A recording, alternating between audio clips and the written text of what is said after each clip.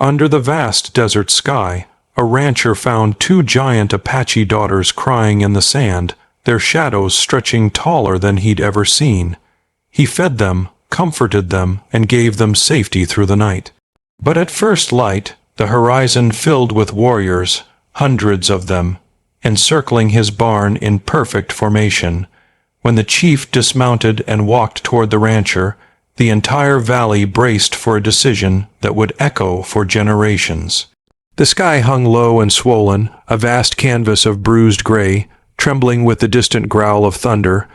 The prairie, slick with rain, shivered under the first lash of a morning storm, mud sucking at the worn boots of the lone rancher as he stumbled toward the barn.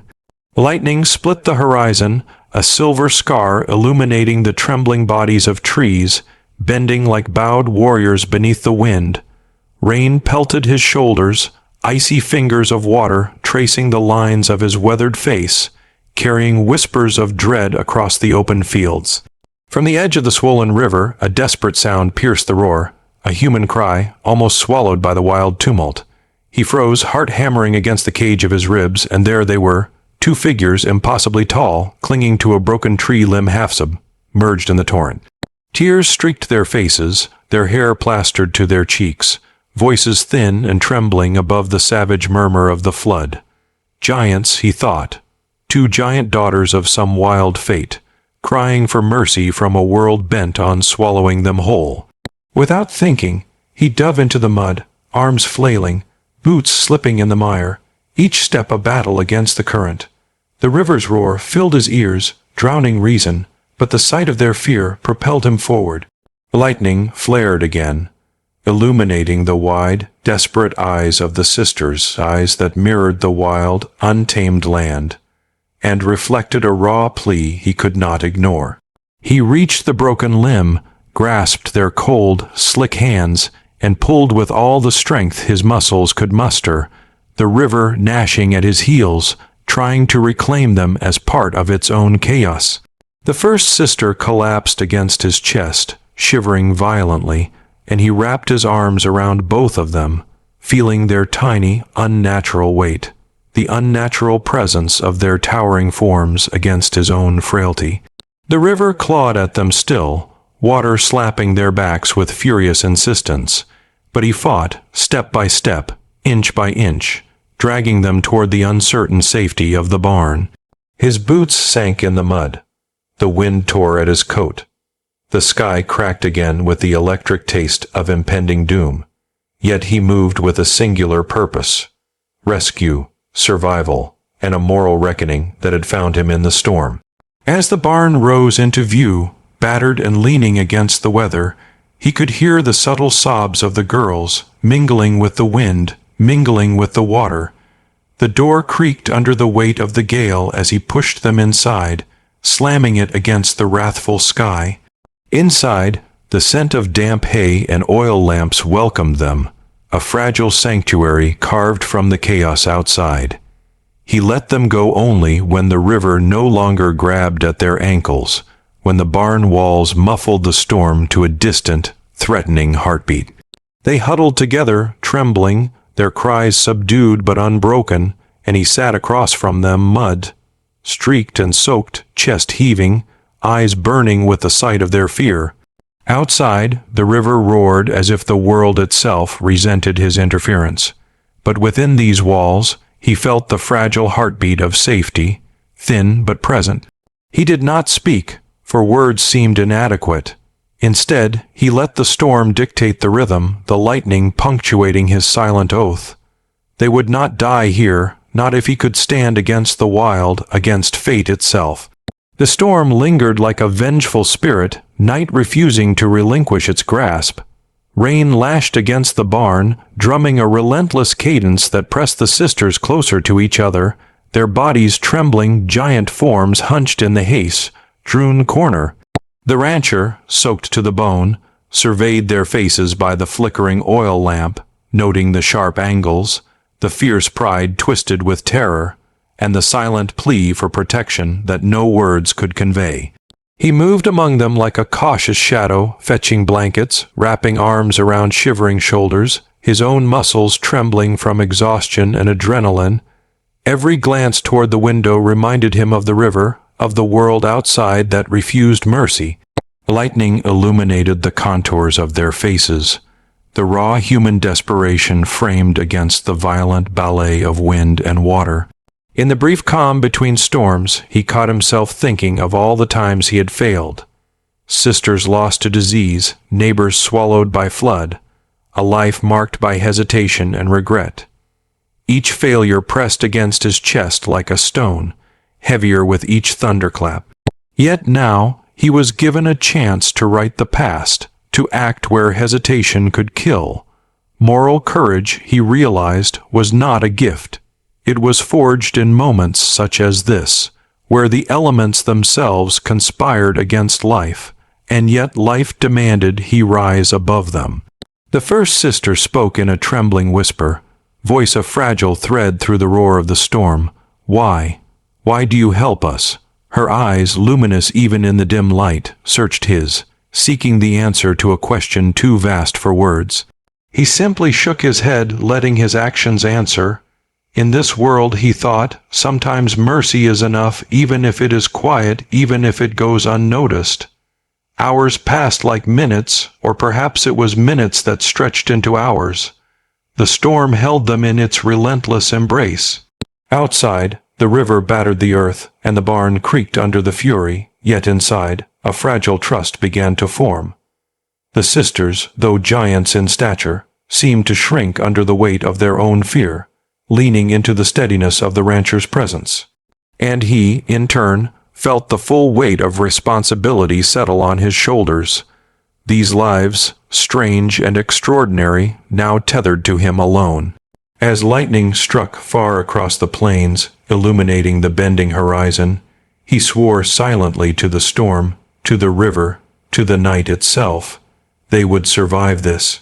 Not because nature favored them, nor because fate had a plan, but because courage demanded it, because honor required it, and because, for once, a man would rise in time to meet the reckoning that life had cast upon him. The storm, for all its fury, was not infinite. Somewhere beyond the walls of the barn, the first faint glimmers of dawn waited, bleeding pale light across the horizon, promising both reprieve and new trials. And as he watched the sisters huddle together, breathing unevenly, he knew that the world outside had changed forever. Because of this storm, because of this choice, because of the lives he had dared to save. The barn smelled of wet hay and smoke, a comforting murmur against the wild chaos that still roared beyond its walls. Outside, the storm had ebbed into sullen gray clouds, heavy with unspent rain, and the wind whispered across the prairie like a ghost remembering forgotten grief. The rancher sat on a rough, hewn crate, elbows on knees, fingers drumming a restless rhythm as he watched the two giant sisters curl beneath blank. It's too small for their size, shivering even now, long after the river had claimed its fury. His mind drifted backward, down the corridors of memory lined with faces long gone. He saw a sister, small and fragile, fevered and gasping, a child whose cry had slipped through his fingers like the water from the river. He had tried, he had fought, but the sickness, like some indifferent predator, had claimed her. The weight of failure pressed on him, a constant companion heavier than any pack mule, more unyielding than the hardest stone in the creek bed. Every shiver from the girls before him resonated with that old pain, a reminder of the debts unpaid, the promises broken, the lives he could not save. The first sister stirred, stretching her arms awkwardly beneath the threadbare blanket, her eyes catching his in the dim lamplight. There was a fierceness there that mirrored the wild land itself, a stubborn refusal to bow to circumstance. And yet, beneath it, he saw the same fragility he had felt in his lost sister so many years ago, a helplessness that called to something buried deep in him, the relentless, aching urge to protect. Outside, mist crept along the wet fields, curling like smoke over the flattened grass. The river whispered, no longer roaring, but murmuring in a tone that promised both danger and the inevitability of time passing. He knew the prairie would remember this day just as he would. A man who had met the river's wrath, who had braved the storm, who had pulled two extraordinary lives from its jaws, only to feel the full weight of his own moral debt. He moved slowly to the corner of the barn, fingers brushing over the rough wood of his rifle, over the lines of a weathered map pinned to the wall. Each object was a reminder of survival, of loss, of the choices that had brought him here. He thought of the homesteads washed away, the neighbors taken by disease, the arguments over water rights that now seemed petty against the vast scale of life and death. He thought of honor and how it was never given freely, never easily, and how, in moments like this, it demanded everything. The second sister stirred then, her deep gaze meeting his across the flickering lamplight, a question unspoken in the crease of her brow. He looked away, focusing instead on the rain. Streaked window, tracing the rivulets of water as they raced down the glass like tiny rivers racing to the unknown. He could not speak of the past, not aloud, but in the silence he let the weight of memory settle, letting it anchor him to the present, to the choices that now defined him. Time passed in the barn unmeasured, marked only by the occasional drip of water from the rafters, by the sister's quiet breathing, and by the slow, relentless beat of his own heart, heavy with reflection. He thought of courage, of the days when fear had kept him still, and of the rare moments when he had acted, and how those moments had defined him more than any victory or possession. The sky outside began to lighten subtly, gray giving way to the faintest amber along the horizon. A slant of cold sunlight cut through the barn's small window, catching the dust motes and illuminating the sisters' faces, highlighting the lines of worry etched into their youthful expressions. It was a fragile promise of a new day, but the promise carried the weight of responsibility to protect, to endure, to face what the world would send without hesitation. He rose then, stretching cramped limbs, and looked once more at the sleeping figures. In them, he saw the reflection of all he had failed to protect, and all he might yet save. And in that realization, he felt the first spark of determination ignite.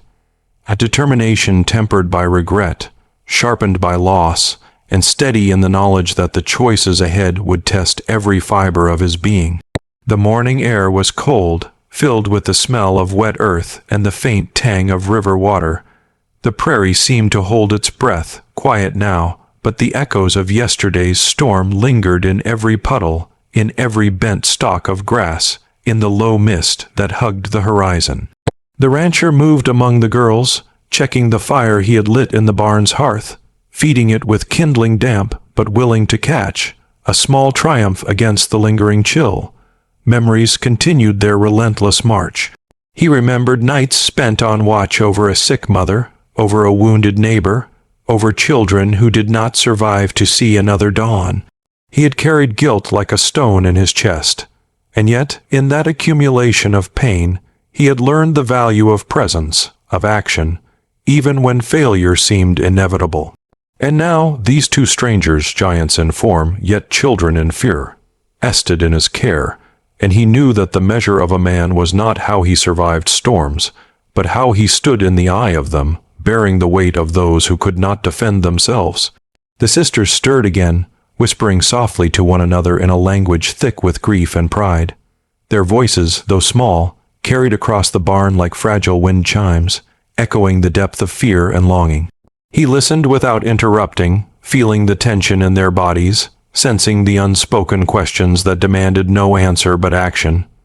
Each subtle movement, each tentative glance toward him, reinforced the understanding that he was now part of their story, and they part of his. He walked to the window, staring at the river, now a silver ribbon winding through the plains, deceptively calm after its fury. The thought of the storm's power lingered, how quickly life could be ripped from its ordinary course, how suddenly the fragile balance of safety and survival could be upended. His own hand rested on the rifle again, not out of aggression, but in readiness, a physical manifestation of the moral burden he bore. Memories and reflections swirled together, Promises made and broken, opportunities lost, courage tested in quiet moments, and a lifetime of choices that had defined him more than any moment of glory ever could. He saw in the sisters' faces a mirror of those he had loved and lost, and in that reflection he found clarity. He would not fail them. Not today, not ever, if he could help it. First light of morning filtered through the barn walls, illuminating the long shadows of hay, of blankets, of the girls' enormous forms huddled together. The rancher crouched beside them, wrapping a damp blanket more securely around their shoulders, whispering words that were more vow than comfort. Survival, safety, honor. He did not speak of the past. He did not dwell on what could not be changed. He only focused on what lay ahead, the choices that demanded courage, the storms that might yet come, and the responsibility that now defined him as much as the earth itself defined the prairie. As the mist lifted from the wet fields outside, and the river sang its low, ceaseless song, he allowed himself a moment of quiet resolve. The storm had passed, but the weight of the past remained, and it would shape the way he faced the world in the hours to come. For in the vast expanse of the frontier, survival was never only about strength. It was about understanding the stakes, embracing the burden of responsibility, and carrying the lives of others as if they were his own. The rancher straightened, looking down at the sisters who slept fitfully, and felt a subtle shift in his chest. A steady flame of purpose, fragile yet unyielding, like the first sun slicing through the lingering mist. The world outside was vast, wild, and indifferent, but inside this small sanctuary he had found a measure of control, of honor, and of moral courage that would be tested beyond anything he had yet known. And for the first time in many years, he felt ready to meet it. The plains were a patchwork of silver mist and wet earth, a land still trembling from the storm's memory. The rancher stood at the edge of the barn, watching the wind tug at the tall grass, each blade bowing in quiet obedience. The sisters huddled nearby, wrapped in blankets, their eyes wide and searching, sensing the undercurrent of something approaching, a presence that stirred the dust of yesterday's flood and whispered of human intention beyond the river's roar. From the horizon, a lone figure appeared, dust rising behind him like smoke from a distant fire. The rider was small against the vast prairie, but there was certainty in his pace, a rhythm that suggested purpose and knowledge, a stranger carrying tidings the wind had not yet dared to deliver. The rancher's hand hovered near his rifle, not for aggression, but for caution, each muscle attuned to the tension that prickled the damp air. The rider slowed as he approached the barn, the horse's hooves sinking into the softened earth, leaving deep furrows in the mud. His eyes, dark and wary, scanned the landscape before resting on the rancher and the towering figures of the sisters. There was recognition in that look, an acknowledgement of the unnatural, a hesitation born of instinct, and a caution that spoke louder than words. He dismounted with careful movements, leather boots squelching softly, and raised a hand in greeting, fingers trembling slightly from the cold or perhaps from knowledge of what he carried. "Stranger," the rancher said, voice low, carrying the weight of rain, soaked nights and the quiet vigilance of a man who has faced death and returned. "You bring news," the scout nodded, pulling a folded piece of parchment from his coat. His eyes flicked nervously toward the sisters, lingering on their height, their silent dignity, their impossible presence in the barn's dim light. "Word travels fast," he said, voice rough like gravel. "The Apache are aware. Your rescue. It has been seen." A cold realization seeped into the rancher's chest, heavier than any storm, blown mud. He glanced at the sisters, noting how their hands gripped each other's tightly, faces pale but resolute. He knew the Apache's code of honor, and he understood the storm he had just unleashed. A storm of men and vengeance far greater than any river's fury. The flood outside was trivial compared to what might come, a human tide ready to crash against the fragile walls of his barn. The scout shifted, placing the parchment in the rancher's hands. 300 warriors from the north ridge, they're moving toward you. They'll reach the river by dusk, if not sooner. They don't know the girls yet, but they will.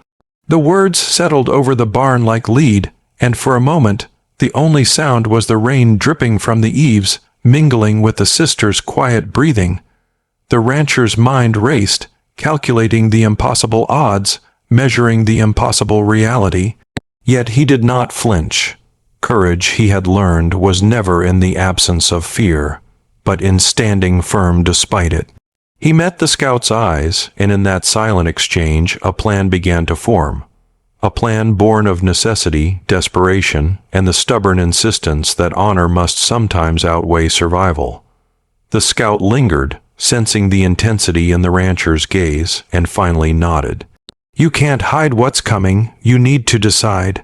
What will you do?" The rancher looked once more at the sisters, at their impossible forms curling against the rough hay. In them he saw not only the reflection of his past failures, but also the weight of his own moral compass, now pressed to the breaking point. He knew the choice was his: stand and face the wrath of the tribe, or surrender and abandon what he had vowed to protect. The wind howled through the open barn door, carrying with it the scent of wet earth and distant smoke, as if the prairie itself was whispering a warning. The rancher tightened his jaw, eyes hardening, and let the storm outside mirror the storm within. Whatever came, he would face it. Whatever fury the world unleashed, he would stand in its path, because to act otherwise would be to betray not only the girls but himself. The scout mounted again, nodding, and turned back toward the horizon, leaving the barn and its fragile sanctuary to the rising tension beyond. The sisters looked up, sensing the shift in the rancher's stance, the unspoken promise that no matter the danger, he would not abandon them. And as the wind rattled the barn walls, he began to prepare, knowing that the plains beyond were already alive with the approaching storm of men, and that the moment of reckoning drew closer with each heartbeat.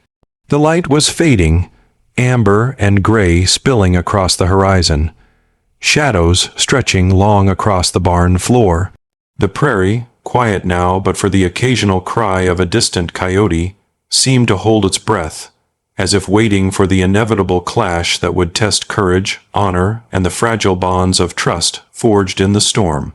Night fell slowly, a velvet curtain smothering the plains, the last light snuffed by heavy clouds. The barn, small and creaking, felt impossibly fragile against the vastness outside, a lone bastion against a tide of human determination that moved like the river had moved yesterday, unstoppable, relentless, and ready to claim what it considered owed. The rancher moved through the barn with quiet purpose, checking doors, reinforcing weak hinges, placing hay bales against the walls. Every action was deliberate, measured, a preparation not just for defense, but for the moral test that waited beyond the barn's thin wood and mud, caked siding. He glanced at the sisters, noting the tension in their shoulders, the way they watched him with wide, knowing eyes. They were children of the wild, raised in honor and danger, yet here they were, vulnerable and trusting, and he would not betray that trust. He listened to the night, each sound amplified, the distant snapping of a twig, the faint call of an owl, the rush of wind over the plains. Somewhere out there, hundreds of eyes were turning toward him, eyes that would measure courage and fear in equal measure, eyes that would not forgive weakness. He tightened his jaw, feeling the familiar weight of responsibility settle heavier than ever before. The first sister approached, her hand brushing his sleeve, a silent gesture of both fear and reliance. She spoke in low tones, words thick with emotion, and a language that felt ancient and sacred. He did not need to understand. Her meaning was clear in every trembling gesture, every desperate glance. Protection, survival, trust, and he would honor it, even against the impossible odds that now encircled them, unseen but sensed in every shadow beyond the barn walls.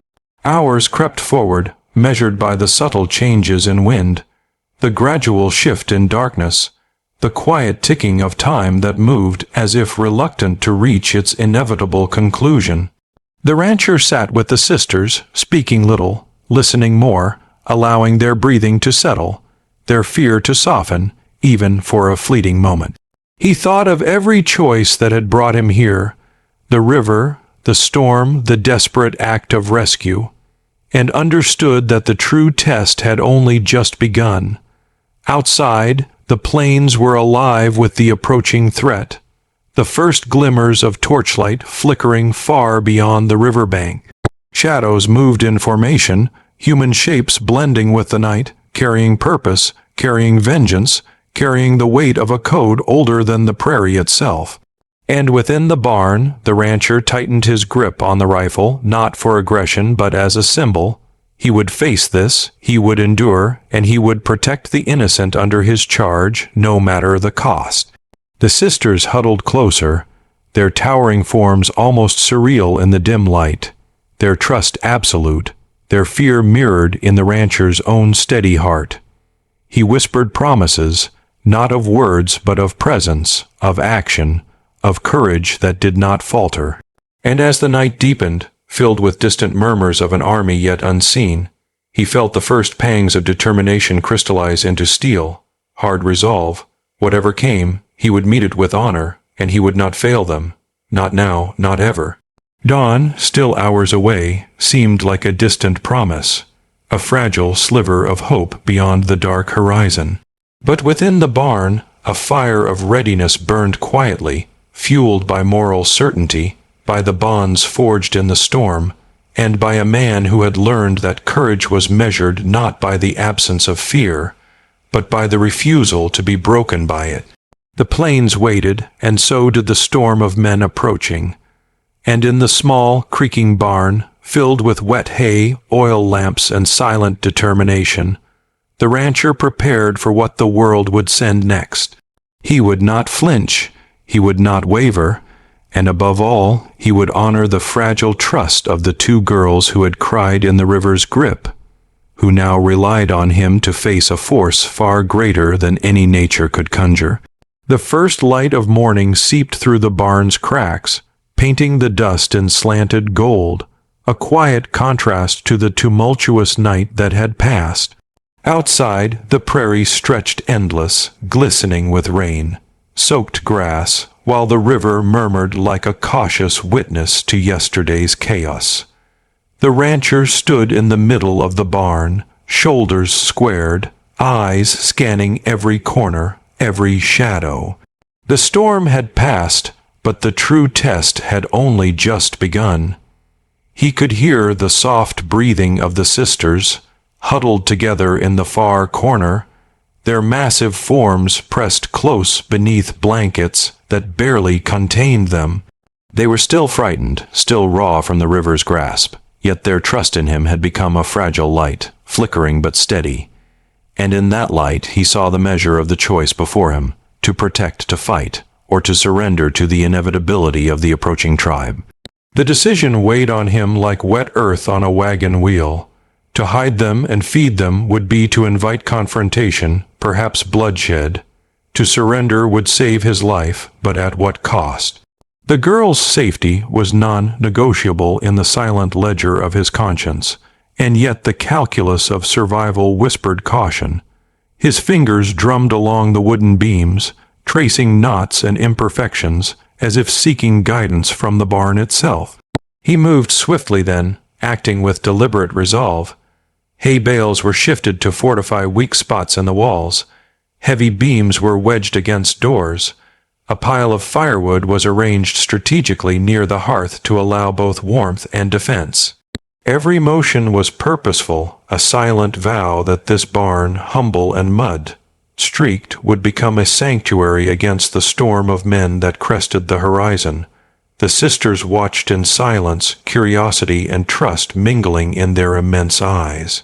The first one reached out, brushing a hand against his arm, and he felt the enormity of their reliance, their lives now tethered to his judgment and courage. He gave a small nod, a gesture of reassurance, and returned to his preparations, knowing that words were unnecessary. Action carried a resonance that speech could never match. Outside, the prairie held its breath, waiting. The distant line of hills blurred in the morning mist, hiding whatever watchers might be surveying the barn from afar. He imagined their eyes, the disciplined presence of 300 warriors, and he understood the gravity of the choice he had made. He would not abandon honor for safety. He would not yield to fear when innocence depended on him. He stacked provisions, filled buckets with water drawn from the Rains, Wolin River, and set aside tools that could serve both labor and defense. Every preparation was a silent prayer, every arrangement a message to the world. Here, in this small sanctuary, courage and morality had claimed their ground, and no storm of men or nature would break it lightly. The sisters whispered between themselves, words delicate and low, their conversation incomprehensible yet weighted with emotion. The rancher listened, interpreting tone, posture, hesitation. In their whispers, he found confirmation. They understood, in the deepest parts of their instinct, the choice he had made, the danger he willingly embraced. And that understanding forged a bond as solid as any timber beam in the barn, a connection not of blood but of trust, of shared purpose, of moral courage facing impossible odds. The wind shifted, carrying distant sounds, the soft crunch of hooves on mud, the subtle rustle of figures moving across the plains. He paused, eyes narrowing, body tense, but did not waver. He had made the choice. He would protect them, he would face the consequences, and he would do so without hesitation, because hesitation here could cost lives, and the cost of inaction was a debt he could not afford to pay. He moved among the hay, checking each corner, ensuring escape routes, reinforcing weak walls, whispering instructions to himself as if speaking aloud could solidify the invisible defenses he had woven. The barn, simple and battered, was transformed in these moments into a fortress not of wood and nails alone, but of intention, of resolve, of unwavering moral choice. A shaft of sunlight broke through the clouds, hitting the barn floor and illuminating the sisters' faces. Their expressions were tentative, hopeful, trusting. And in that light the rancher made another silent vow. He would not allow their trust to be betrayed. Every fiber of his being was now dedicated to the act of protection, to the moral choice he had embraced, and to the impending test that would demand more than courage. It would demand honor, ingenuity, and the willingness to confront fear itself. The day pressed on, golden and oppressive, sunlight burning through the barn's gaps and casting long, sharp shadows. The rancher moved steadily, preparing not just the physical space but the psychological terrain, gauging how to keep the sisters calm, how to maintain hope when danger approached. He spoke softly, not with words of reassurance alone, but with presence, steadiness, and the rhythm of action that conveyed more than any speech could. He listened to the prairie, to the distant murmur of movement along the hills, to the whispers of wind that carried news from afar. The Apache would come, and soon. There was no avoiding it, and yet he felt a strange clarity, a moral compass aligned perfectly with necessity. The right choice had been made. To falter would be a betrayal, and the cost of betrayal here was too high to count. Inside the barn, the sisters watched him, their silent attention both a comfort and a weight. They were no ordinary children. Their enormity and presence spoke of power and pride, yet here they were, vulnerable and dependent, trusting a man they barely knew.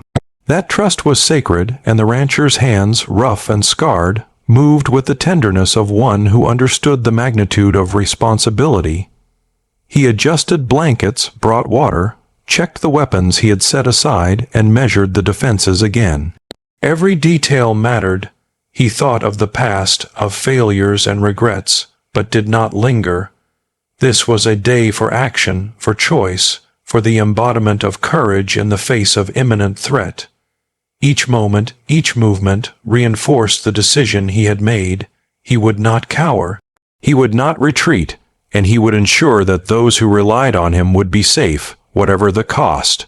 The wind picked up again, and the distant sound of hooves began to punctuate the quiet rhythm of the barn. He could sense the approaching tide, feel it in the vibrations through the earth, the tension in the air, the subtle shift in the sisters' posture. They were aware of it too, their silent language conveying apprehension, fear, but also recognition of his resolve. The rancher took a deep breath, letting the smell of wet hay, smoke, and rain fill his lungs, centering himself in the moment. His mind was clear, every choice deliberate, every motion deliberate. The barn was no longer just shelter. It was a statement, a moral stance carved into timber and mud, a testament to the choice he had embraced. He moved to the center, standing tall, shoulders squared against the oppressive light, and allowed himself a single, quiet thought: whatever comes, we face it together. And as the prairie held its breath beyond the barn walls, the choice he had made, honor over safety, courage over fear, resonated through every beam, every hay bale, every quiet heartbeat in the room. The horizon beyond the river remained hazy, distant shapes yet undefined, but the rancher did not flinch. He had made his choice.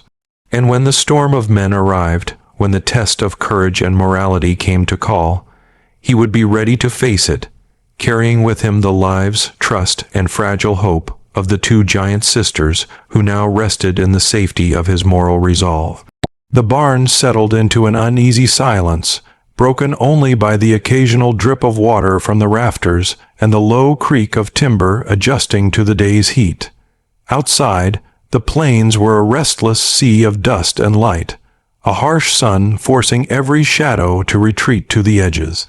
The rancher moved among the sisters, their towering forms now awake and stretching, their eyes alight with curiosity and something deeper, an unspoken knowledge, a secret that seemed almost too heavy for their youth to bear. He had begun to notice small things, a flicker of power in the first sister's gaze as she touched the edge of the river through the barn window, a subtle shift in the air when the second one whispered in her language, the way their presence seemed to stir the very dust motes in the sunbeams. He had saved them, yes, but they were not ordinary children. Something extraordinary lingered beneath their surfaces, like embers beneath ash, waiting for the wind of circumstance to ignite it. The first sister approached the window, massive fingers brushing the glass. The rancher watched as the sunlight caught her eyes, revealing a glint that was almost unnatural. Her lips moved in silence, forming words he could not understand, yet the river outside seemed to respond, ripples forming where the wind was still. A chill ran down his spine. The world had always been harsh, but it had never seemed to bend in response to human will in this way. The second sister moved closer, resting a hand on the first's shoulder. She spoke softly, again in her own language, and the first turned to her, nodding almost imperceptibly. The rancher's pulse quickened. He realized that the bond between them was more than familial. There was power here, a lineage of influence, a secret force that neither the prairie nor the river would dismiss lightly. He paced the barn floor, mud sticking to his boots, and allowed the truth to settle in his mind like dust in the corners. These were the daughters of the Apache chief, children of authority, and the storm he had unleashed by saving them carried consequences far beyond what he had imagined. Their father had disappeared, exiled under mysterious circumstances, leaving them vulnerable not only to nature, but to human ambition and vengeance. And now, with them under his roof, the weight of their hidden legacy pressed upon him. The sisters spoke to one another again, gestures precise, deliberate.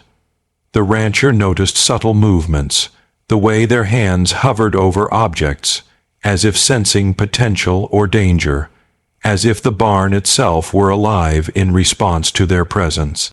His mind raced with the implications. He had stepped into a story centuries old, a tale of honor, betrayal, and power that he could barely comprehend. And yet he could not turn away. He crouched beside the first sister, meeting her gaze. She did not speak aloud, but her eyes told him of rivers moved by thought, of storms that could rise and fall at a gesture, of a legacy heavy with expectation. He felt both awe and terror.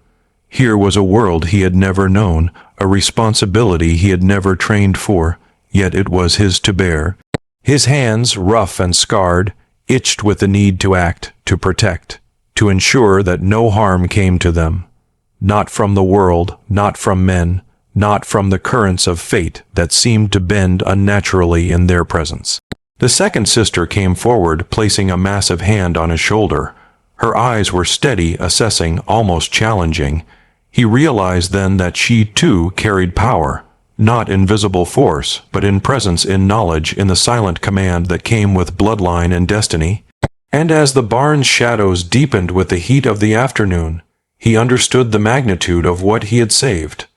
Not children alone, but the daughters of a chief, heirs to secrets that could shape rivers and plains alike.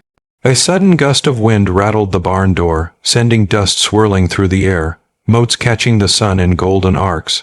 The sisters flinched not from fear, but in response to an instinctive understanding, as if the wind itself carried a message only they could read. The rancher's pulse quickened. The storm outside was not the rivers alone, but the stirrings of fate and power converging on his small sanctuary. He walked to the far corner, brushing hay from the floor, trying to anchor himself in the tangible while the intangible threatened to overwhelm. The girls watched him, aware of his presence, their giant forms looming yet grounded in the barn's narrow space.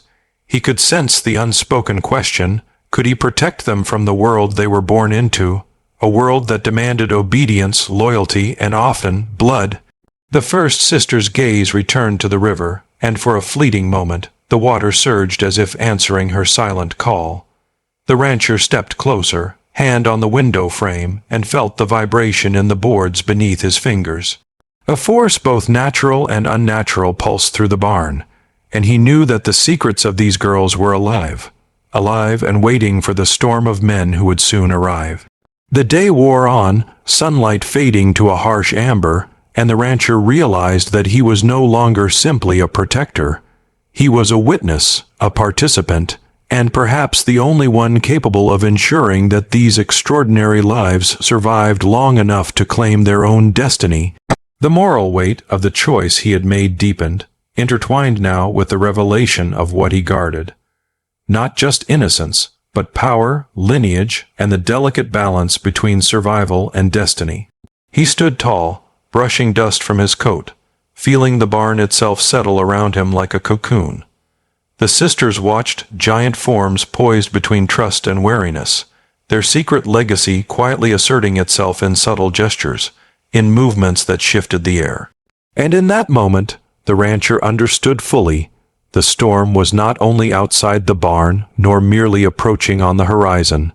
The storm was now inside, in the dust, in the air, in the moral choice he had embraced, and in the extraordinary truth of the children he had vowed to protect. The sun dipped lower, staining the barn in deep amber and shadow. Dust swirled in beams of fading light, catching the edges of hay and floorboards, creating a haze that seemed almost alive. The rancher moved among the shadows, every step deliberate, as if the barn itself had become a living thing, aware of the secret weight it now sheltered. The sisters' presence lent an unnatural gravity to the air, an invisible tension that pressed at the ribs and whispered of the power concealed in their enormous forms. The first sister, tall and silent, approached the barn's door. Her gaze was fixed on the distant river, where the water gleamed in a way that seemed unnatural, responding to something she alone commanded. The rancher followed her movements closely, heart hammering not from fear but from awe. Here was a child capable of bending nature, of altering its flow with subtle gestures, a force beyond reckoning and yet entirely innocent in her intent. The second sister moved to the far corner, lifting a hand over a stack of hay. The air shivered at her touch, faint currents rippling through the barn. The rancher's breath caught. He had seen storms bend trees, rivers rise and fall, but never had he witnessed power so quiet, so contained, yet so absolute. These girls carried a legacy older than any man who walked the plains, and he alone had become its reluctant guardian. He approached, kneeling to meet their eyes, not to intimidate, but to anchor, to show that he understood the magnitude of what he had stumbled into. The first sister turned toward him, eyes wide, unafraid, yet questioning, as if weighing whether he was worthy of the trust she had placed in him. The rancher nodded slowly, silently promising, "I will protect you, no matter the cost." The second sister stepped forward, her shadow stretching long across the floor, and whispered in her language. Though he could not understand, the rancher felt the weight of meaning in her voice, a revelation that rippled through the barn like the river outside. They were children of a chief, heirs to authority and power, and their father's absence was not accident but exile, a political maneuver that had left them vulnerable to both the elements and human ambition. The truth settled over the barn like dust in the afternoon sun. He was not merely protecting children, he was safeguarding a legacy, a secret that could sway rivers and stir warriors. The knowledge pressed heavily against his chest, yet it did not crush him. It demanded resolve, demanded courage, demanded moral action. And he, standing in the quiet with the weight of history and destiny upon him, felt an unshakable clarity. He would face whatever came next, not because he sought glory, but because honor and duty now dictated his every move. The wind picked up outside, rattling the barn walls, bringing with it the faint murmur of movement along the plains. Dust swirled in spirals around the barn's open spaces, and the sisters shifted subtly, alert, attuned to things the rancher could barely sense. The air hummed with anticipation, with power waiting to be unleashed, and the rancher felt his pulse synchronize with the invisible rhythm of the girl's presence. He had entered a world where ordinary courage would not suffice. Here, morality, strategy, and trust had to combine to form a shield strong enough to withstand men, nature, and destiny itself.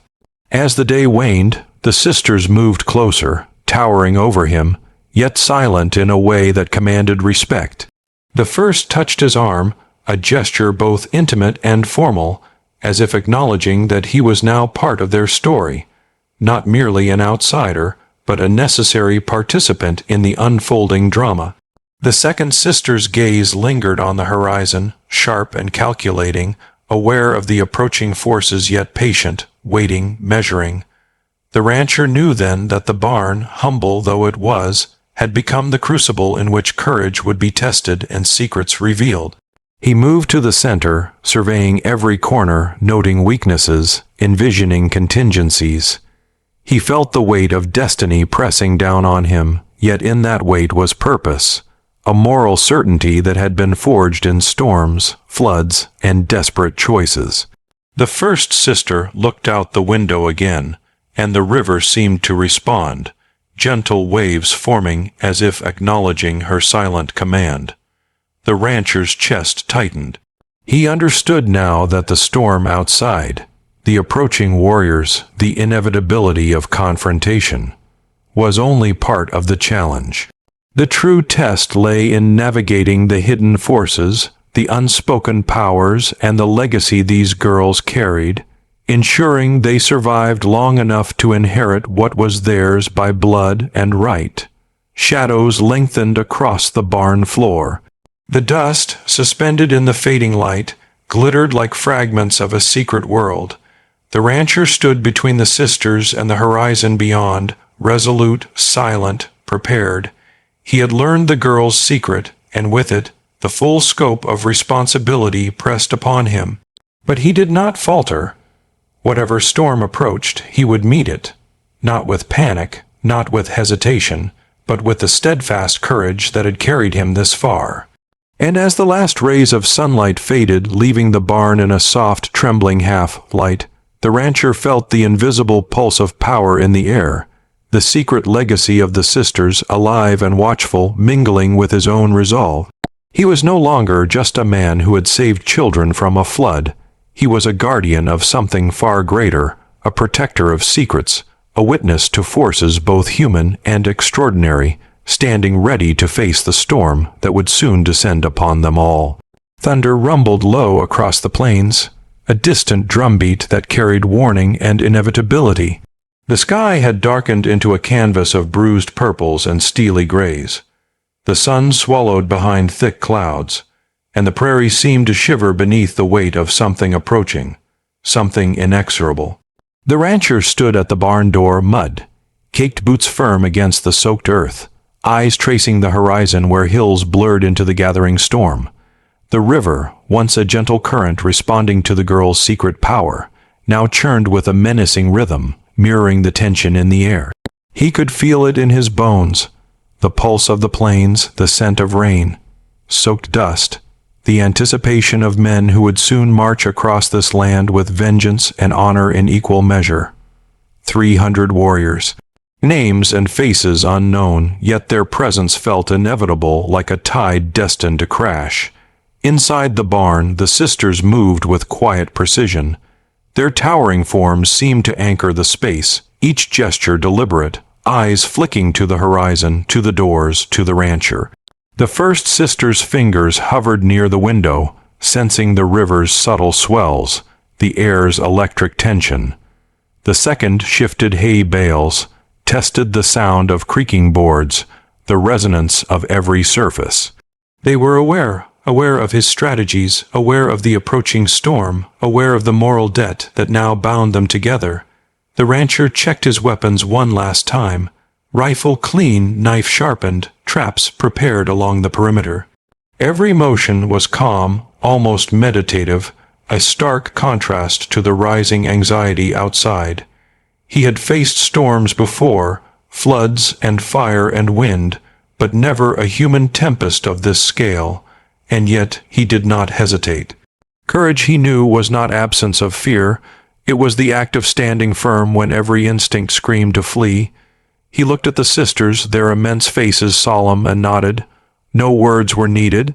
Trust had been established, forged in the crucible of yesterday's flood and the revelation of secrets that lay beneath the dust. Their bond was now unbreakable, a quiet promise. He would protect them, and they would endure.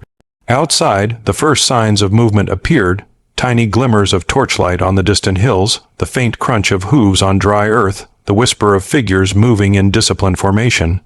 The air seemed to tighten, compressing around the barn, carrying with it the inevitable reckoning. He felt the moral weight of his choices pressing upon him. By saving the girls, he had incurred a debt, a blood debt, one that the Apache would honor according to their code, and he would meet it, not with surrender, but with steadfast courage and unwavering integrity. The first sister moved closer to the barn door, her immense hand brushing against the wooden frame, as if feeling the vibrations of approaching footsteps. He watched, heart tightening, understanding that her awareness surpassed the ordinary. Her presence alone seemed to influence the air, subtle currents stirring dust, whispering warnings he could not yet interpret. The second sister joined her, standing like twin pillars of calm power, waiting silently, their enormous forms poised between innocence and authority. The rancher's mind raced, calculating the terrain, the possible maneuvers, the timing of the warrior's advance. He knew that once the Apache reached the river, the barn would no longer be a sanctuary, but a battleground of honor, strategy, and survival. Every decision mattered. Every hesitation could be fatal, and yet, even in the face of overwhelming numbers, he felt a quiet clarity settle over him. He had chosen honor over fear. He had chosen courage over convenience. And he would not falter now. Thunder rolled again, closer this time, rattling the barn walls. Rain began to streak the windows, a steady percussion that mirrored the mounting tension outside. The prairie seemed to hold its breath, waiting for the inevitable collision of moral duty and human will. The rancher adjusted his stance, shoulders squared, every sense alert. He was not merely defending the barn. He was defending trust, innocence, and the fragile code of honor that now bound him to these extraordinary children. The first sister glanced at him, eyes luminous, and he felt a wave of resolve strengthen within. Their secret power, the legacy of their bloodline, and the approaching storm of men, all converged in this moment. The rancher knew that courage alone would not be enough. He needed strategy, ingenuity, and the moral clarity to navigate a battle that demanded both action and conscience. Shadows lengthened across the floor as the barn's interior grew dim under the storm. Heavy sky. The sisters remained close, silent yet commanding, their presence a reminder of the stakes, the magnitude of what he had protected, and the inevitability of confrontation. And as the distant drumbeat of hooves grew louder, the rancher inhaled the scent of wet earth, hay, and rain, centering himself in a moment of calm before the chaos. He was ready, not because he had no fear, but because he had chosen to stand. And when the Apache warriors arrived, when the moral and physical storm collided at the threshold of the barn, he would meet it, not with desperation, but with the courage born of honor, foresight, and the unbreakable bond between a man and the extraordinary children he had saved from the river's wrath. The sky darkened further, bruised clouds rolling like a tide across the prairie, and the wind shifted, carrying the distant thunder of hooves that grew louder, sharper, unavoidable. Every step of the approaching warriors pressed against the earth like a warning drum, each echo reverberating through the rancher's bones. He felt the weight of history, of choices made in moments of desperation, pressing upon him. The debt he had incurred by saving the sisters was no longer abstract. It was alive, a pulse in the very soil beneath his feet, calling for reckoning. Inside the barn, the sisters moved with quiet authority, their enormous forms filling the space, shadows stretching across dust-streaked walls.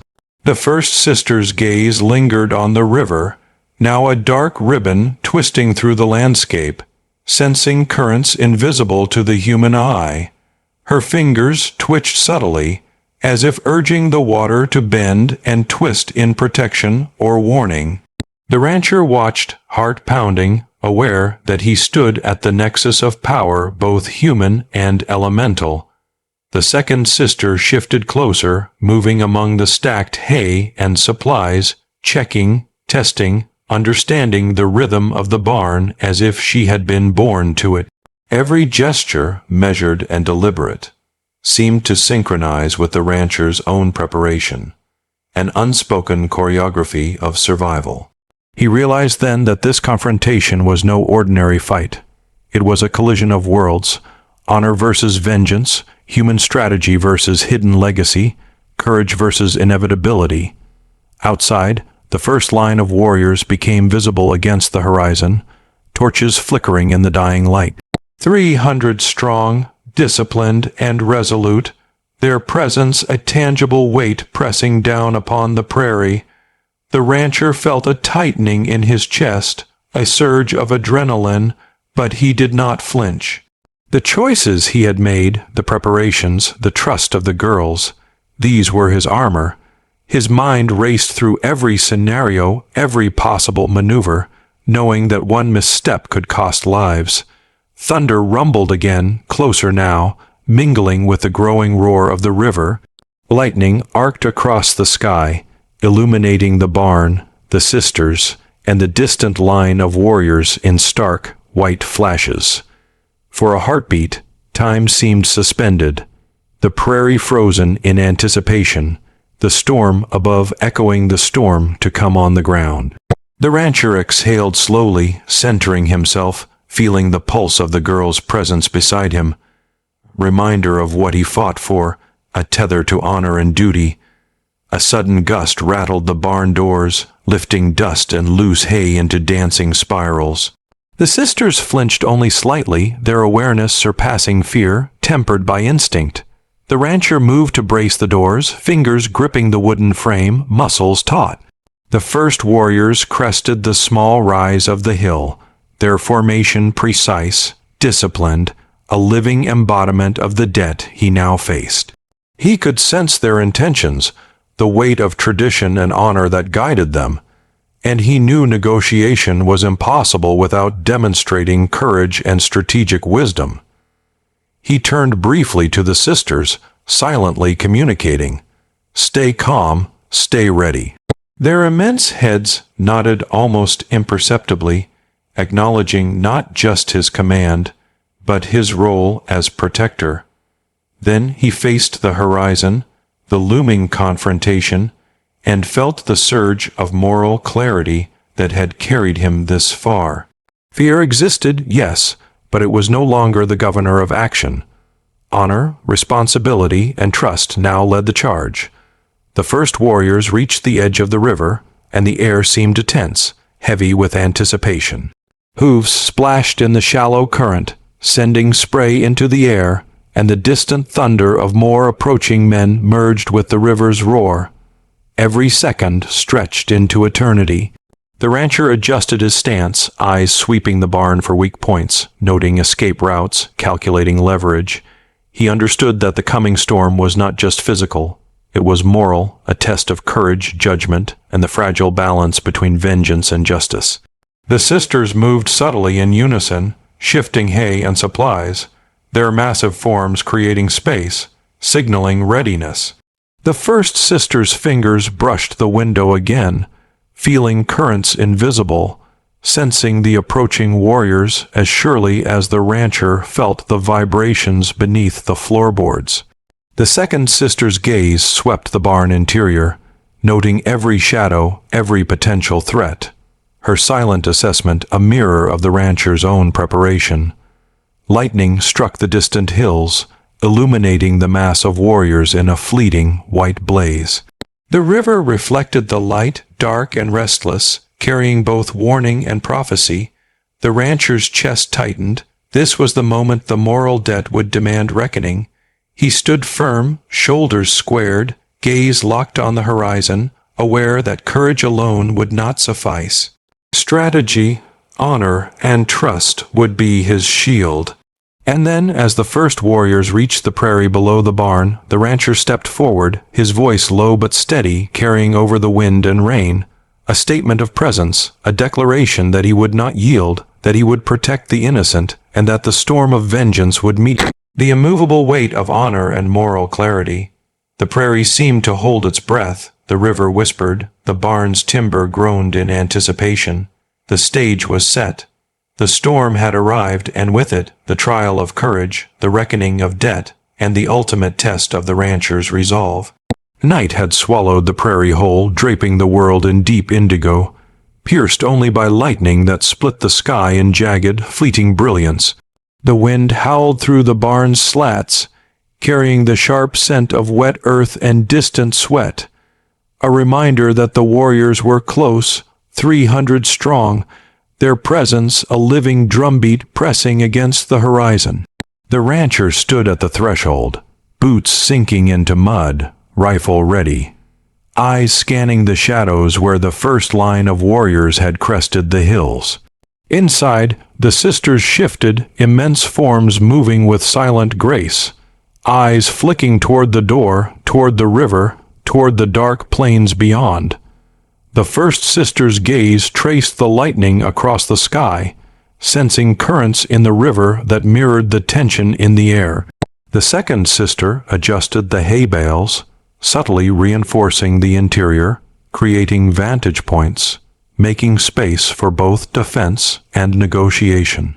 Their quiet efficiency reminded him of the magnitude of what he had protected, the daughters of a chief, heirs to legacy and power, and the storm that now approached was as much about honor as it was about survival.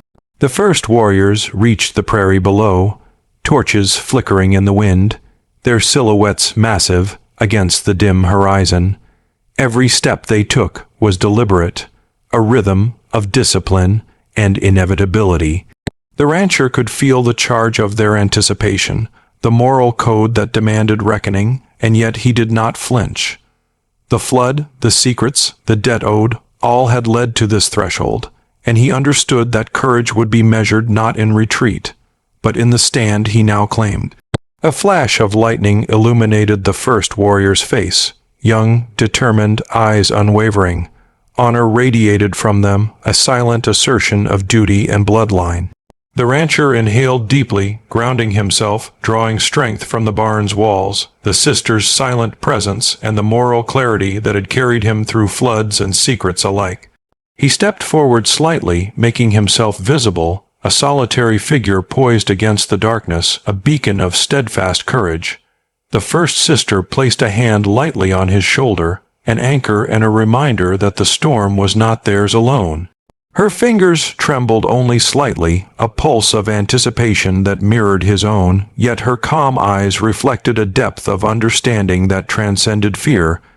The second sister's gaze swept across the barn, assessing, anticipating, her presence a silent shield.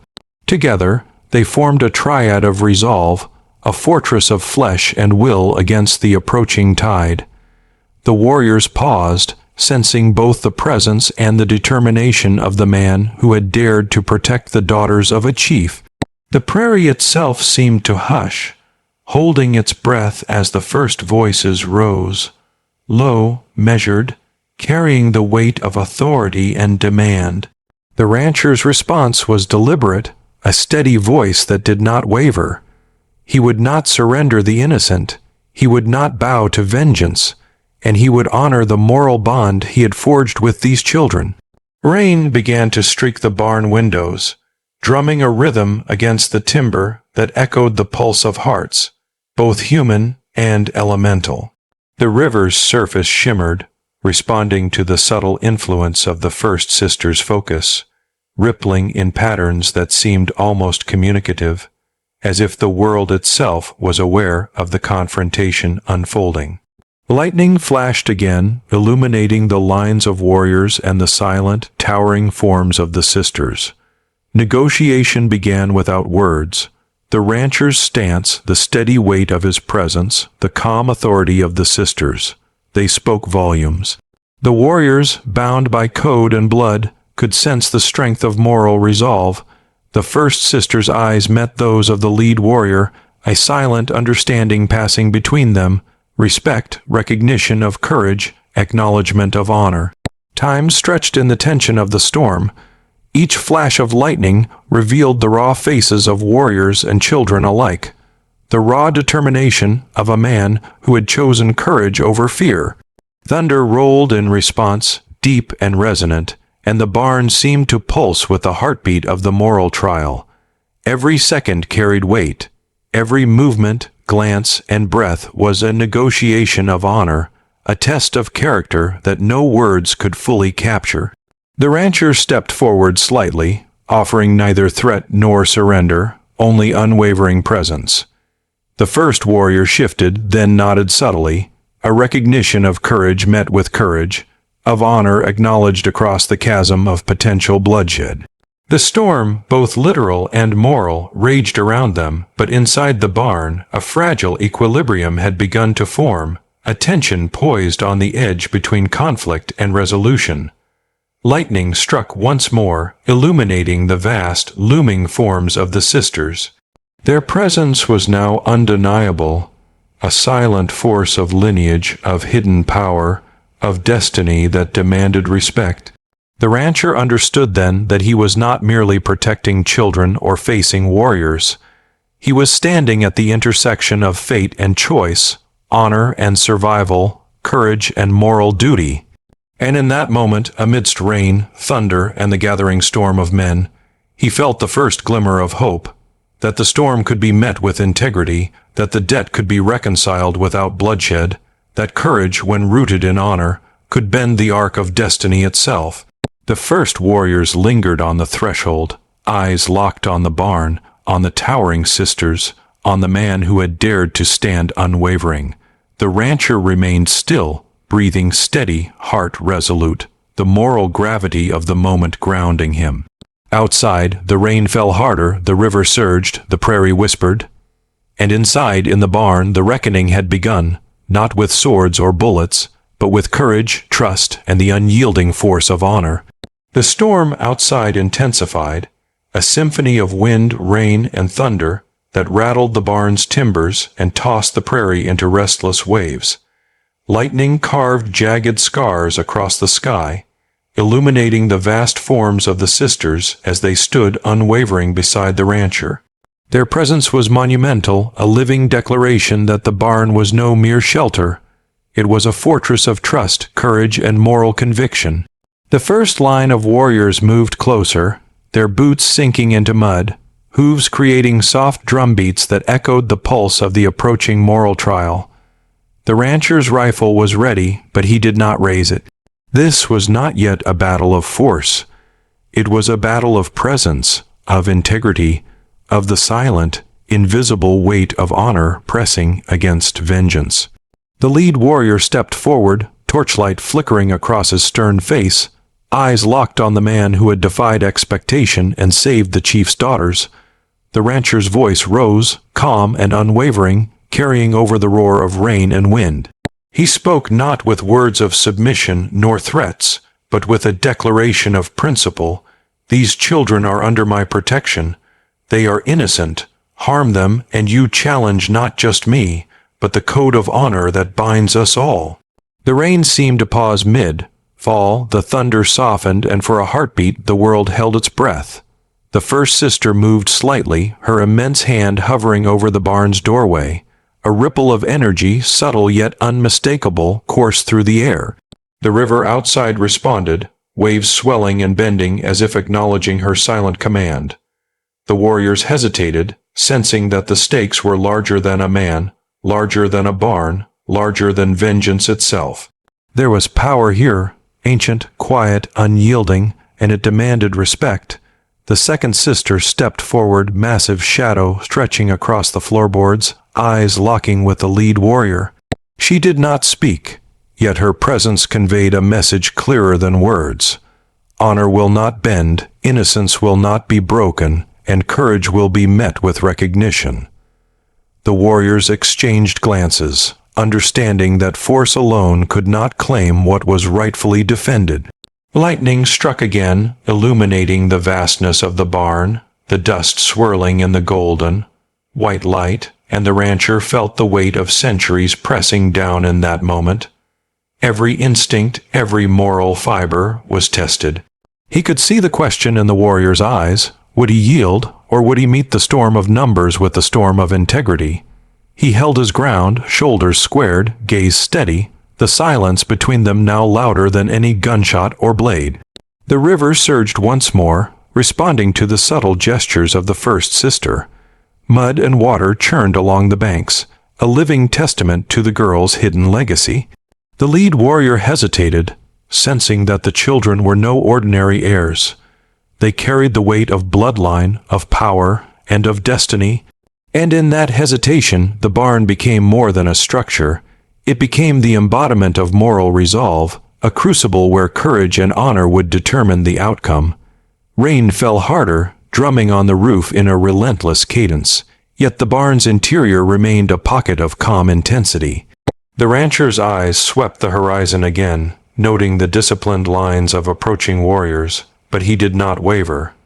He knew that this confrontation was as much about respect, about recognition of integrity, as it was about survival. And in that knowledge, a fragile bridge formed between them, an unspoken acknowledgement that courage, when anchored in honor, could command the consideration of even the most determined adversaries. The lead warrior lowered his torch slightly, a subtle gesture that spoke volumes. Around him, the lines of warriors shifted, tension giving way to measured restraint. The storm raged outside, but inside, the forces of morality, courage, and respect had begun to carve a path through the tempest. The rancher exhaled slowly, feeling the weight of responsibility ease just slightly, aware that the reckoning was not yet over, but that the battle of principles had been engaged and recognition of honor had begun to take root. The first sister's eyes met the rancher's, a silent affirmation of trust and resolve. The second sister's shadow fell across the floor, a protective presence that radiated certainty. And as lightning arced across the sky, illuminating the barn and the warriors beyond, the rancher understood the truth of the night. Courage, integrity, and unwavering moral conviction could withstand even the mightiest storm. The prairie seemed to exhale. The river's current eased, and the barn became a quiet epicenter of tension, transformed into acknowledgement. The warriors lingered, no longer advancing recklessly, sensing the unbreakable bond between man and children, between action and honor, between choice and consequence. And in that suspended moment, the rancher knew that the first phase of reckoning had been met, not with blood, but with the undeniable force of courage and righteousness. The first light of dawn crept over the horizon, soft and golden, spilling across the wet prairie like a gentle promise after a night of relentless storm. The barn, still echoing with the tension of the previous night, now basked in calm illumination, dust particles drifting lazily in the sunbeams, painting the air with quiet warmth. The river, once a restless surge, now shimmered in mirrored tranquility, its surface reflecting the sky's first tentative smiles. The rancher stood at the barn's doorway, boots squelching in the softened mud, eyes tracing the last movements of the retreating warriors. Their silhouettes, once ominous and numerous, had thinned and dispersed, a testament not to bullets or blades, but to the force of reason, courage, and moral resolve. The prairie exhaled, releasing tension into the gentle morning breeze, and the rancher felt the weight of the night's reckoning begin to ease. Inside, the sisters moved among the hay and remnants of the storm, their towering forms a study in grace and calm. The first sister touched the river's edge through the open barn door, sensing currents subtle and quiet, her influence now gentle rather than commanding. The second sister arranged the scattered hay with delicate precision, her immense hands folding straw with the care of one who knew both power and responsibility. The rancher observed them, heart still tight with awe, realizing that the storm had passed, but the lessons it carried, the importance of courage, honor, and protection, would linger far longer. The prairie itself seemed to acknowledge the new order. Birds tentatively emerged from their shelters, their calls cautious, melodic, threading through the mist that lifted slowly from the fields. Sunlight glimmered on wet leaves and grass, highlighting droplets clinging to each blade like tiny prisms. Every element seemed attuned to the resolution, the quiet triumph born not of domination, but of wisdom, patience, and steadfast moral courage. The rancher approached the sisters, his voice low, steady, carrying a calm that matched the morning. There was no need for words to explain what had passed. The night's trials had spoken in thunder and river, in mud and lightning, in the silent language of courage and honor. Together, they shared a quiet acknowledgment, a bond sealed not by circumstance alone, but by mutual recognition of duty, integrity, and care. The first sister's eyes, luminous and immense, met the rancher's, and in that gaze was gratitude, respect, and understanding. She had entrusted her secret, her power, her vulnerability to him, and he had risen to meet the weight of that trust. The second sister's gaze swept the barn, now calm, safe, and still, reflecting the dawn's soft light in her immense eyes. Their presence reminded him that true protection was not measured by strength alone, but by the courage to act rightly, even against overwhelming odds. The river's gentle murmur carried over the barn threshold, a soothing counterpoint to the adrenaline of the night. The prairie, washed clean by rain and tempered by lightning, stretched endless and calm, a horizon of possibility and peace. The rancher stepped closer to the water's edge, feeling its cool spray against his boots, each ripple a quiet affirmation that justice, tempered by reason and honor, had been preserved. From the barn's interior, the sisters' shadows stretched long in the morning light, a reminder of both their magnitude and their resilience.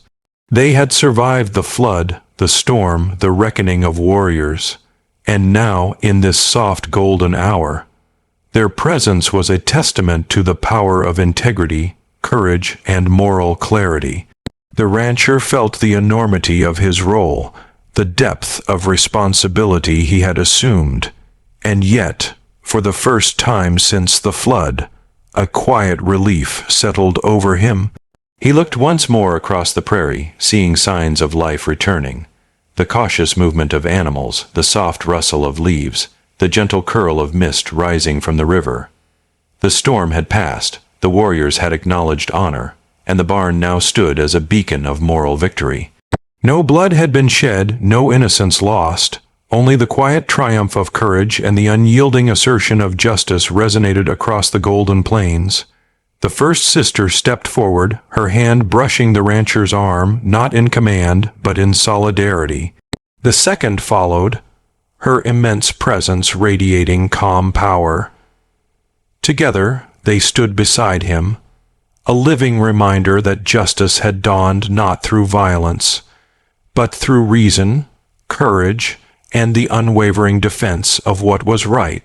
The prairie seemed to shimmer in acknowledgement, the river's surface sparkling like a promise kept, and the rancher, shoulders relaxed, heart steady, understood that this dawn, soft and golden, was more than light. It was a tangible echo of honor upheld, a quiet celebration of moral victory over fear. The sun climbed higher, burning away the last traces of mist, painting the prairie in strokes of gold and amber. The barn's timber glowed in the morning light, rough, hewn boards warmed by the sun, the scent of rain, soaked hay mingling with the crisp air. The rancher moved through the barn, every step measured, mindful of the sisters' towering presence beside him. Their immense shadows stretched across the floor, shifting with the sunlight, a quiet affirmation of resilience and trust. Outside, the prairie seemed reborn. Puddles reflected the sky in perfect clarity, birds swooped and called, and the gentle current of the river whispered of renewal. The rancher walked to the river's edge, eyes tracing the shimmer of water that had threatened so much yet now mirrored the calm of the morning. He could feel the moral weight of the previous night's reckoning lift slightly, replaced with a profound understanding. Courage paired with honor does more than survive storms. It commands respect, even from those who had come to punish. The first sister leaned against the barn doorway, her massive frame silhouetted in the sun, eyes bright and attentive. Her fingers hovered briefly over the river's surface, sensing its pulse, as if ensuring that peace would hold. The second sister moved to the hayloft, arranging the remnants of the storm's chaos with careful precision, each motion deliberate, silent, monumental. Together, they represented more than power. They were the embodiment of justice tempered by compassion. The rancher's gaze swept the horizon, noting signs of the departing warriors. They had retreated with their honor intact, the code of their people satisfied not by bloodshed, but by recognition of steadfast courage. The prairie had absorbed the tension, the river had carried it away, and the barn now stood as a monument to reason, resolve, and moral integrity. Every footprint in the mud, every bent blade of grass, every ripple on the river whispered the quiet truth. Justice can rise from courage without spilling blood. The sisters turned toward him simultaneously, their immense eyes meeting his. No words were spoken, yet the communication was clear: gratitude, trust, acknowledgement.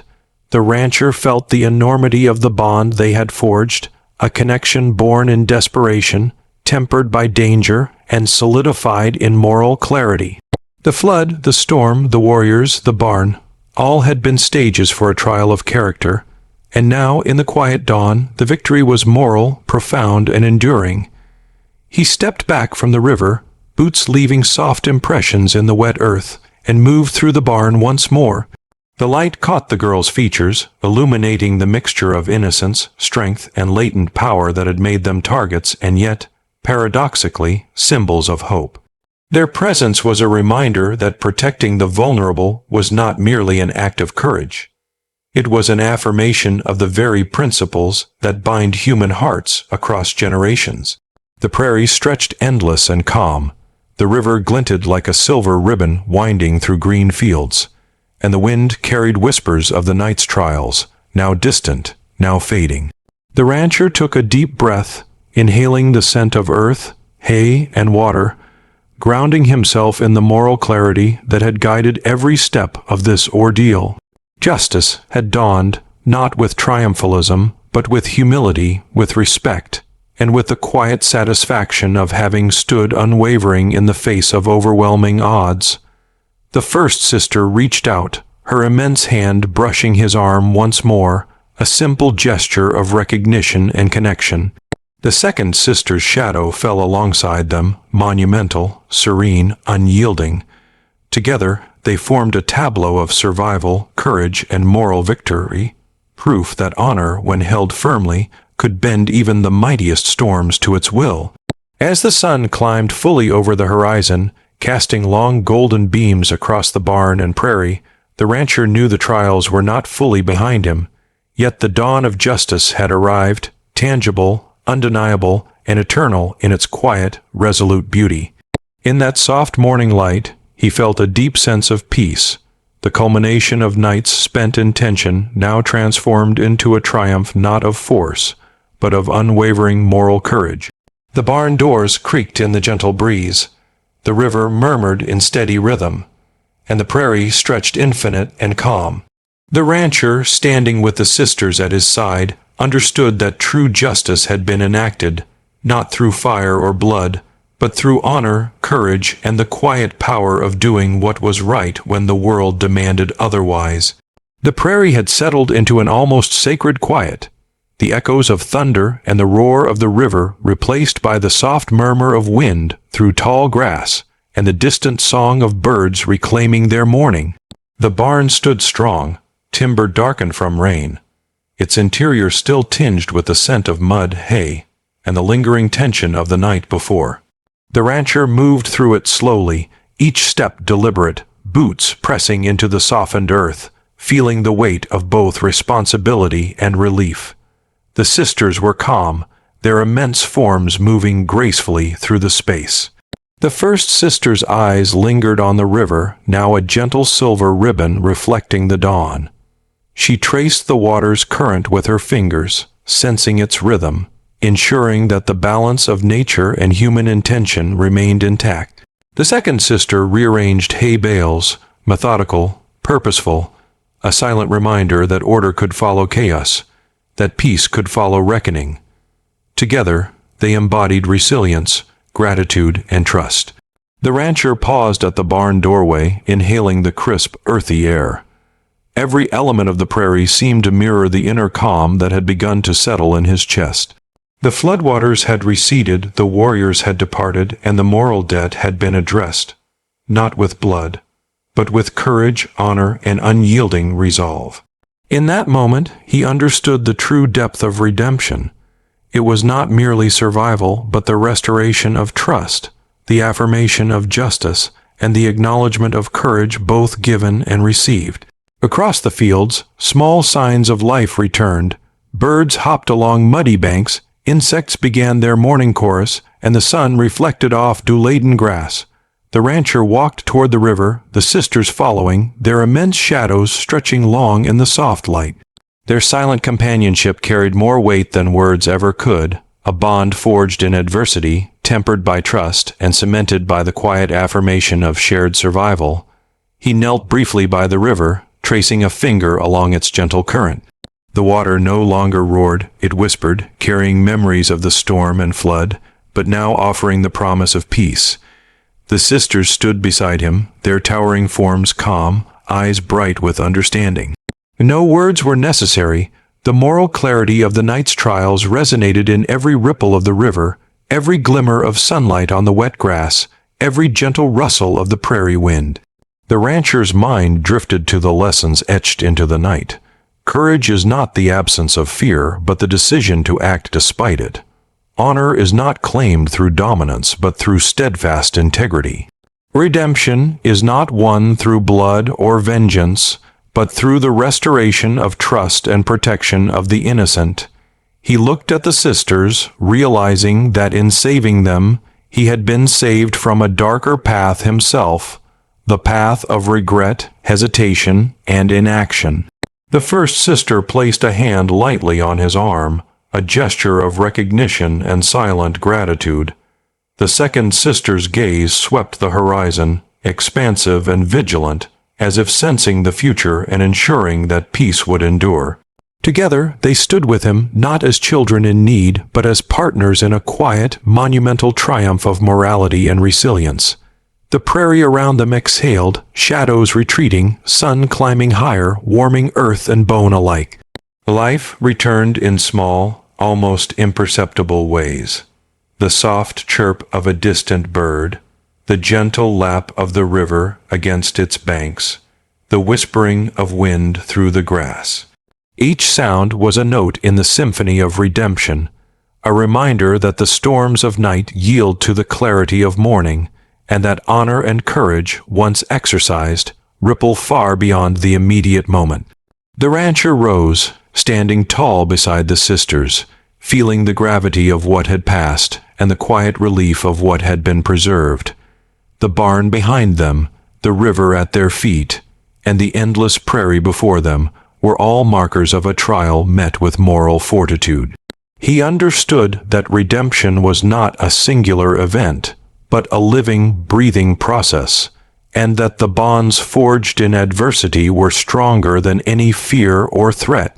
And in that moment, the rancher felt the first deep, untroubled breath of genuine peace, an acknowledgement that courage, integrity, and protection of the innocent had not only saved lives, but had restored the moral balance that storms, floods, and human conflict had threatened to destroy. The sun climbed higher, casting long, warm beams across the prairie, turning every blade of grass into a thread of gold. The barn, once battered and trembling beneath the fury of storm and siege, now stood resilient, its rough timbers illuminated by the soft morning light.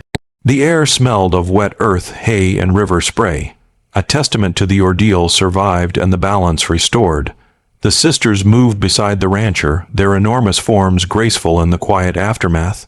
The first sister knelt by the river, fingertips brushing the water's surface, tracing currents now gentle, obedient, and serene. She listened to its whispers, sensing how the world had shifted subtly after the night of chaos. The prairie, the river, the very air infused with the echoes of courage and honor. The second sister began stacking the remaining hay, her motions deliberate, methodical, monumental. Every movement radiated calm authority, a silent assurance that the world, though tested, was safe once more.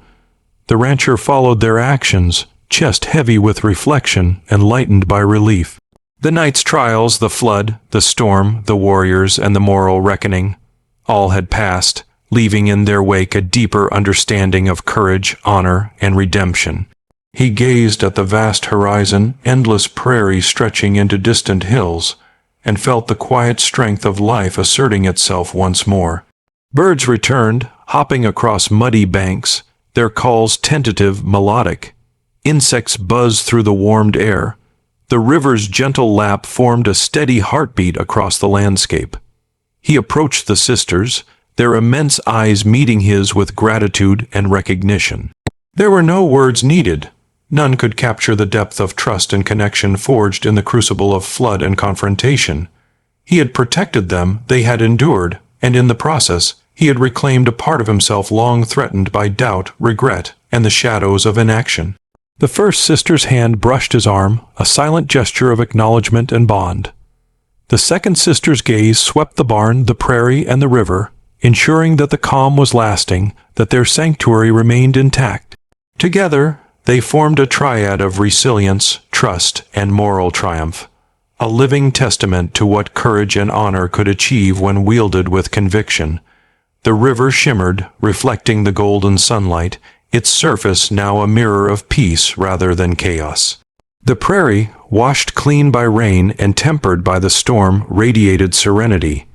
Every element, the barn, the water, the grass, the skies, spoke to the endurance of life and the permanence of moral courage. The rancher understood then that redemption was not an event but a living presence, a quiet ongoing affirmation that integrity, compassion, and protection of the innocent leave ripples far beyond their immediate moment. He turned back to the barn, stepping over the softened earth, eyes catching on every detail. The shadows still stretching, the lingering smell of hay, the subtle shimmer of water on timber.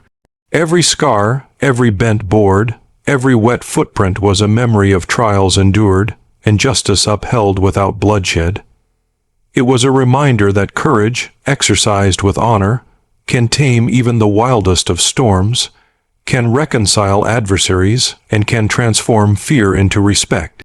The prairie around them exhaled in gentle waves, the rustle of grass, the soft gurgle of river water, the distant hum of life reclaiming its morning. The rancher's heart mirrored that rhythm, steady, calm, filled with the quiet satisfaction of moral victory. He had stood unwavering in the face of overwhelming odds. He had honored the innocent. He had restored balance. And in that moment, redemption was complete, not in spectacle, but in the profound, unspoken acknowledgement of courage, trust, and honor fulfilled. As the sun rose fully, painting the world in soft gold and amber, the rancher, flanked by the sisters, understood the enduring truth, that the strongest victories are those measured not by power, wealth, or blood, but by the steadfast protection of the innocent and the quiet courage to act rightly even when the world trembles around you. The horizon burned in shades of amber and crimson, the sun sinking slowly behind distant hills, casting long shadows across the prairie. The wind carried the faint scent of river, rain, and earth, a lingering memory of storms survived and trials endured. The barn, now quiet and still, seemed to breathe in the fading light, its timbers warmed by both sun and the quiet weight of moral triumph. The rancher stood alone at the river's edge, boots pressing into the soft, damp soil. His gaze traced the water's gentle curve, once a torrent of fury, now a mirror of calm and reflection. Across the prairie, the sisters lingered near the barn, their massive forms outlined against the golden sky, silent sentinels of the journey that had passed. Their eyes, bright and trusting, watched him not with expectation, but with acknowledgement, a quiet testament to the bond forged in courage and honor.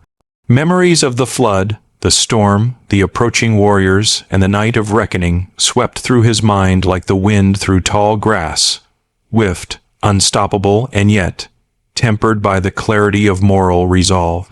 Every choice, every act of courage, every steadfast defense of innocence had brought him to this moment, a horizon both literal and metaphorical, where reflection met understanding, and peace followed trials endured.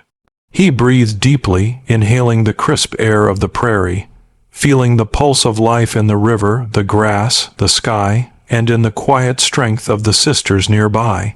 Each element spoke to him, reminding him that bravery is not measured in violence, nor honor in domination, but in the courage to protect, the wisdom to judge rightly, and the steadfastness to uphold morality when the world leans toward chaos. The rancher's shadow stretched long across the riverbank, mingling with the sisters' immense silhouettes, a visual cord of protection, connection, and redemption. The prairie seemed to hum softly, the river whispering under its surface, the wind carrying a gentle rhythm that matched the heartbeat of conscience. He realized that the events of past nights, the perils, the fear, and the moral choices, all had converged into a single truth, that the strength of a man and the courage of a people are measured not by what they can destroy, but by what they can protect. For a long moment he stood in silence, eyes fixed on the sun dipping lower, painting the sky in its final strokes of fire and gold. The barn, the river, the sisters, the prairie, all bore witness to a lesson learned and a moral horizon reached. He felt the enormity of what had been faced, the depth of what had been preserved, and the quiet satisfaction of justice enacted without blood, only courage and unwavering moral clarity. As the last rays of sunlight kissed the horizon, he understood the truth that would linger beyond storms, beyond trials, beyond time, that honor, integrity, and compassion are the currencies of true strength, and that redemption and peace come not from conquest, but from protecting what is innocent and standing unyielding in the face of fear. The prairie whispered its approval, the river shimmered like molten silver, and the rancher, silhouetted against the fading light, knew that this horizon, the moral horizon, was his to carry always.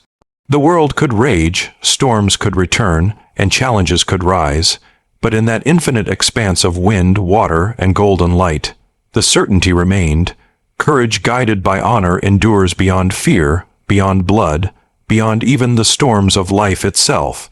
The sun sank lower still, bleeding into the horizon in molten streaks of gold, crimson, and violet. Shadows stretched long across the prairie, mingling with the quiet shapes of the barn and the sisters, now motionless in the fading light. The river whispered softly, a steady rhythm that mirrored the rancher's own heartbeat, calm yet full of the weight of lessons learned. Every ripple, every flicker of light on water, seemed to carry the echo of courage, honor, and protection that had shaped the days past. The rancher remained at the river's edge, boots pressed firmly into the damp earth. He watched the sisters' silhouettes beside the barn, monumental and serene, a living testament to survival and trust. He felt the gravity of all that had unfolded, the flood, the storm, the throng of warriors, the night of reckoning, and understood with quiet clarity that true strength is measured in choices, not in brute force. The courage to protect, to act rightly in the face of overwhelming danger, had been his truest weapon, and its impact stretched far beyond the barn, the river, and even the prairie itself. The sky above deepened into twilight, streaked with the first shy stars, as if the universe itself had paused to mark the moment. The rancher inhaled the cool, clean air, carrying with it the scent of river, rain, and earth, a reminder of trials endured and a promise of resilience. The sisters, immense and calm, watched him without words. Their trust had been earned, their lives protected, and their presence reaffirmed the moral victory that no storm, no threat, no army could undo. He realized then that the world's measure is not taken in the currency of fear or violence, but in the quiet acts of courage that safeguard innocence, uphold justice, and honor the bonds that tie human hearts together.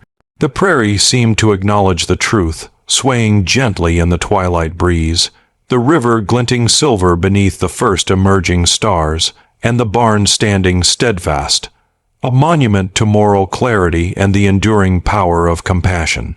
For a long moment, the rancher closed his eyes, letting the stillness of the prairie, the quiet power of the sisters, and the final warmth of the sun's rays seep into him. He had faced overwhelming odds, protected the innocent, and preserved honor when the world demanded fear and bloodshed. And in that achievement, in the silence that followed, he discovered the ultimate truth of the frontier, the prairie, and the human heart. That bravery, guided by honor, leaves ripples that endure far beyond the storms that created them.